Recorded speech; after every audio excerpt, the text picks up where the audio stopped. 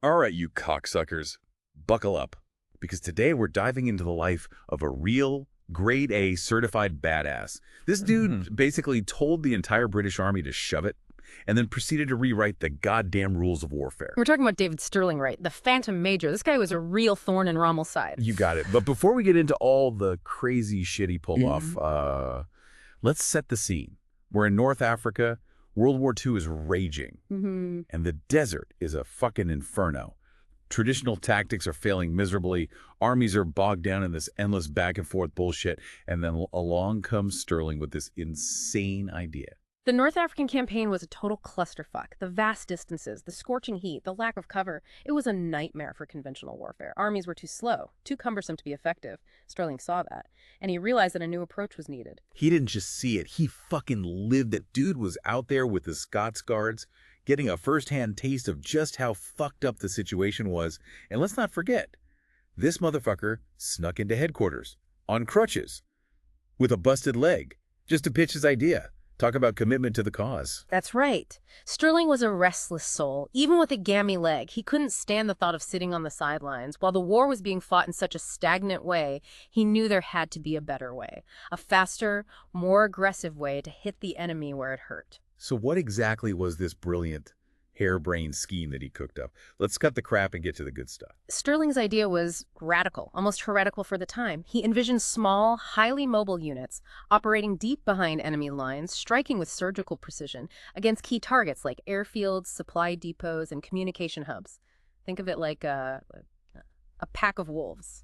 Swift, stealthy, and deadly. Yeah, no more of that slow-ass trench warfare bullshit. Stirling wanted to hit these Nazi pricks where it hurt, disrupt their operations, and basically sow chaos wherever they went. Exactly. And to do that, he needed a special breed of soldier, guys who were tough, resourceful, and willing to take risks. He found those men in the newly formed L Detachment, Special Air Service Brigade, the SAS. Ah, the birth of a legend. But let's be real. The early days of the SAS were a goddamn mess, right? These guys were starting from scratch, scrounging for supplies, basically making it up as they went along. It was a chaotic time for sure. They're operating on a shoestring budget, often relying on their wits and sheer audacity to get what they needed. Remember that story about them stealing supplies from a New Zealand regiment? Oh, fuck yeah, the great piano heist. These motherfuckers weren't just badass soldiers, they were goddamn pirates. They were desperate for basic gear, tents, bedding, you name it. So Stirling leads this raid on a nearby New Zealand camp. Not to fight them, mind you, but to steal their shit. They made off with a bunch of supplies, and for some reason, a bloody piano. Seriously, a piano? What the hell were they going to do with a piano in the middle of the fucking desert? Serenade Rommel with a rendition of Chopsticks. It's one of those bizarre, almost unbelievable anecdotes that perfectly captures the spirit of the early SAS resourceful, irreverent, and always up for a laugh, even in the face of danger. So these ragtag piano-thieving bastards are ready to raise hell. What were their first missions like? Give us the gory details. Well, their first major operation, Operation Squatter, was a disaster. They were supposed to parachute into Libya and attack a German airfield, but a massive storm scattered them all over the desert. They lost men, equipment, and had to be rescued by the long-range desert group. Yeah, parachuting into a desert storm sounds like a recipe for a clusterfuck. What a shit show. So how did Stirling bounce back from that? That setback forced Stirling to rethink his approach. He realized that relying on airdrops in such unpredictable conditions was too risky, so he shifted gears and focused on land-based attacks, utilizing modified jeeps to infiltrate enemy territory. Hold up. Modified jeeps? We talking tricked-out dune buggies with machine guns or some shit. Fill us in. Think Mad Max meets World War II. They stripped down jeeps, souped them up for speed and agility, and armed them with Vickers K machine guns. They were basically mobile weapons platforms, perfect for hit-and-run raids in the vast open desert. Okay, now we're talking. So these desert raiders are cruising around in their badass jeeps, but what exactly were they targeting? Their primary focus was enemy airfields. Stirling understood that crippling the Luftwaffe's ability to operate would give the Allies a huge advantage in the North African theater. Plus, attacking airfields offered a higher chance of success and limited the risk to his men compared to more heavily defended targets. Smart move. Take out the eyes and ears of the enemy And you control the fucking battlefield. Precisely. And Stirling wasn't content to just bark orders from a safe distance. He often led these raids himself, driving straight into the heart of enemy territory, guns blazing. Wait, so the guy who came up with this whole crazy idea was also leading the charge. Talk about balls of steel. Oh, Stirling had balls the size of watermelons, no doubt. He was a true leader, a man of action who inspired his men by example. And his audacity paid off. So give us some details. What kind of damage were they able to inflict with these Jeep raids? Paint a picture for us. We're talking some serious carnage. In one particularly audacious raid, Stirling and his squadron destroyed 37 Axis aircraft at City Hainish Airfield. In a single night, they roll up on the airstrip under the cover of darkness and just unleashed hell. Planes were exploding, fuel dumps were going up in flames. It was pure chaos. Holy shit, that's insane. No wonder this guy became a legend. Rommel must have been shitting himself trying to figure out who was behind these attacks. You better believe it. Stirling became Rommel's personal boogeyman, a phantom who seemed to strike at will, leaving a trail of destruction in his wake. The Germans were baffled and frustrated by these seemingly invisible attackers who were wreaking havoc on their operations. So we've got this Phantom Major leading his band of desert pirates, racking up victories and giving Rommel nightmares. This is the stuff of goddamn legends, but something tells me it couldn't last forever, right? As with all good things, Stirling's luck eventually ran out. He was captured by the Germans in 1943, which is a whole other story of incredible daring and escapes. But for now, let's just say that even in captivity, Stirling remained a thorn in the enemy's side. Hold on. Captured, escapes. This is some next level shit. We got to dive into that. Did this dude really break out of multiple prisons? What kind of Houdini bullshit are we talking about here? Oh yeah, Stirling was a master of escape. He even attempted to dig his way out of Colditz Castle, which was supposed to be the most escape-proof prison the Nazis had. The guy was relentless. Colditz. Fuck, that's some hardcore shit. All right, I'm on the edge of my seat here. So this dude is a brilliant military strategist, a fearless leader, an escape artist extraordinaire. What happens after the war? Does he settle down, get a nice little cottage in the countryside, maybe write a memoir about his badass exploits? Not a fucking chance. Stirling's post-war life was just as wild, but in a totally different way. Let's just say his adventures took some pretty unexpected and, frankly, controversial turns. We're talking private armies, attempts to overthrow governments, and even some shady dealings in the world of arms dealing. The guy was like a real-life James Bond villain. Okay, you've officially piqued my interest. Let's take a quick piss break, grab another beer, and when we come back, we're diving into the wild. And maybe a little bit fucked up second act of David Stirling's life. Buckle up, motherfuckers. All right, so we left off with Stirling, our war hero, escape artist, and general pain in the ass for the Nazis. But the guy just couldn't sit still after the war. It's like he needed that adrenaline rush, that sense of purpose, even if it meant getting involved in some seriously shady shit. Yeah, you mentioned private armies and overthrowing governments.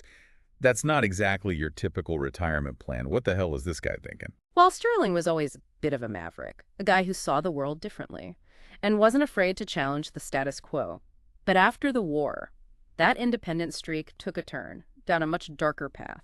He was deeply affected by his experiences, and I think he struggled to find his place in a world that had moved on from the war. All right, let's cut the crap and get into the juicy stuff. What was the first crazy scheme Stirling cooked up after hanging up his SAS beret? He started this thing called the Capricorn Africa Society. On the surface, it sounded all noble and shit-right, fighting racial discrimination in Africa. But here's the catch. Stirling was basically an elitist asshole. He believed in a qualified voting franchise, which basically meant only the wealthy and educated should have a say in government. Hold up. You're telling me the guy who fought Nazis was against giving everyone the right to vote? Right. What a fucking hypocrite. Yeah, the irony is pretty fucking thick. But that was Stirling. Brilliant. Daring. And often completely blind to his own bullshit. He had this paternalistic view of Africa. And he genuinely believed that he knew what was best for the people there, even if they didn't agree. So this Capricorn Africa Society thing, did it actually go anywhere? Or was it just another one of Stirling's crazy ideas that fizzled out? It had some initial traction, and even managed to organize a big conference in 1956. But Stirling's elitist views pissed off a lot of people, especially educated Africans who were fighting for equality and self-determination. The whole thing eventually collapsed under the weight of his own contradictions. Okay, so that's one failed attempt to reshape Africa according to Stirling's warped vision.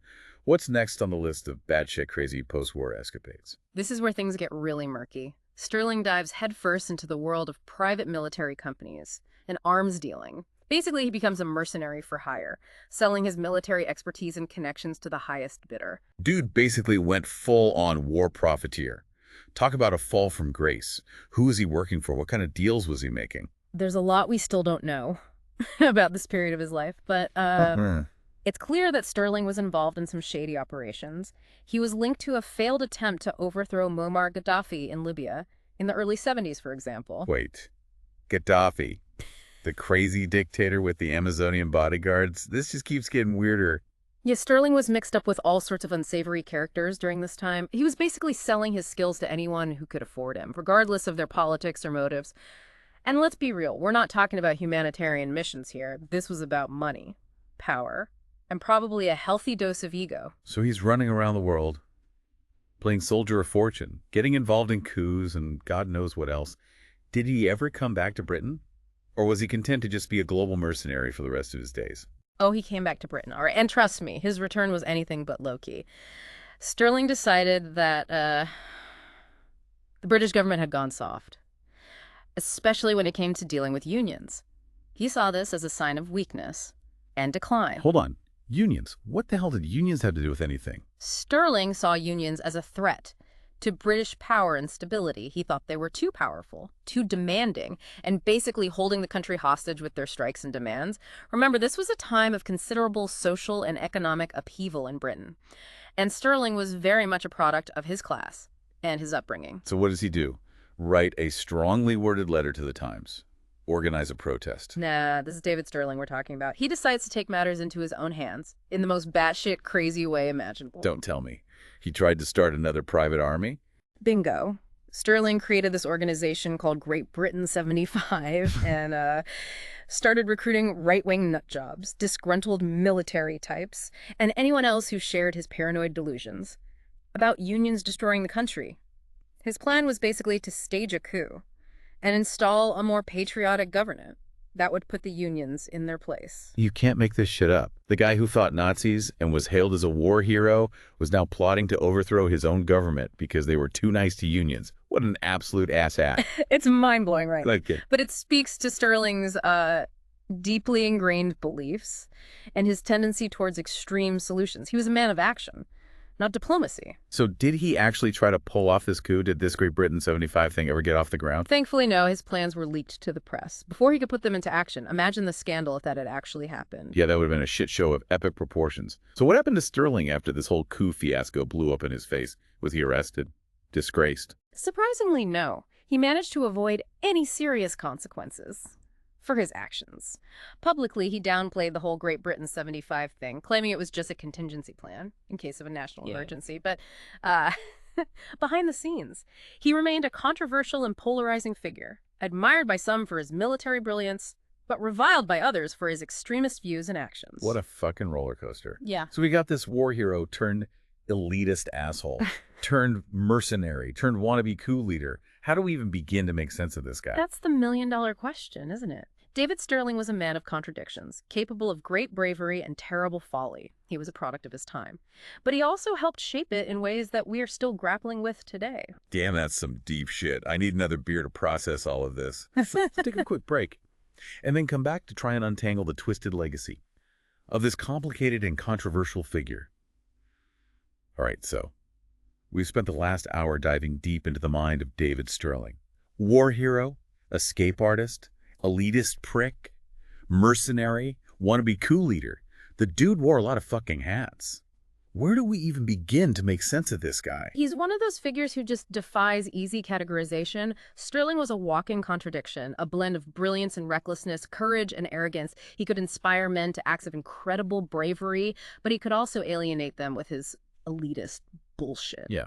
It's hard to reconcile the guy who pulled off those insane raids in North Africa with the guy who tried to overthrow his own government because he was pissed off about unions. It's like he was two different people. That duality is at the heart of Stirling's story. On one hand, you have this visionary military leader who revolutionized warfare, created one of the most elite fighting forces in the world, and risked his life repeatedly to fight for his country. On the other hand, you have this elitist, power-hungry, almost delusional figure who dabbled in coups, mercenaries, and sitter, who seemed to genuinely believe that he knew what was best for everyone, whether they liked it or not. So how do we judge a guy like that? Was he a hero, a villain, or just a straight-up nutcase? I don't think there's a simple answer. It's not black and white. It's all shades of fucking gray. Stirling was a product of his time, of his class, of his experiences. He was shaped by the values of the British aristocracy, by the horrors of war, and by his own unwavering belief in his own abilities. Yeah, that upper-class upbringing probably explains a lot of his bullshit elitist views, thinking he's better than everyone else just because of his fancy family name. No doubt that played a role, but it's also important to remember that Stirling was a man of action. He wasn't content to sit back and let others decide the fate of the world. He wanted to be in the thick of it, making things happen, shaping the world, according to his vision. True, you got to give him credit for that. But then you see him later in life, trying to undermine democracy, getting involved in shady deals. It's like he completely lost his fucking compass. It's almost as if the war and the power he wielded during that time warped his sense of reality. He was used to giving orders, to being in control. Maybe he just couldn't adjust to a world where he wasn't calling the shots. It's like they say, power corrupts, and absolute power corrupts absolutely.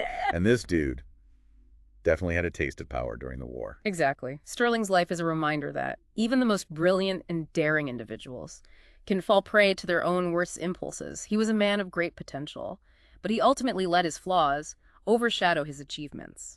So what's the takeaway here? What do we learn from the life and times of this complicated, contradictory, and frankly, kind of fucked up individual? I think Stirling's story serves as a cautionary tale about the dangers of unchecked ambition and the seductive nature of power. He was a man of immense talent and courage, but those qualities were ultimately overshadowed by his flaws, his arrogance, his elitism, his tendency towards extreme solutions. Yeah, it's a reminder that even heroes have their dark sides. And sometimes those dark sides can consume them. Precisely. Stirling's legacy is a complex one. He achieved incredible things during the war, but his actions afterward tarnished his reputation and raised serious questions about his character. He was a man who lived life on his own terms, for better or worse. Well, folks, there you have it. Yeah.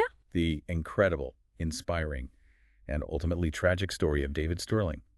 War hero, escape artist, elitist asshole, mercenary, wannabe coup leader. The dude was a fucking enigma. What a wild ride. He was certainly a force to be reckoned with, a man who left an undeniable mark on history, even if it's a mark that's still debated and dissected to this day. Damn right. And for all you listeners out there, here's something to ponder.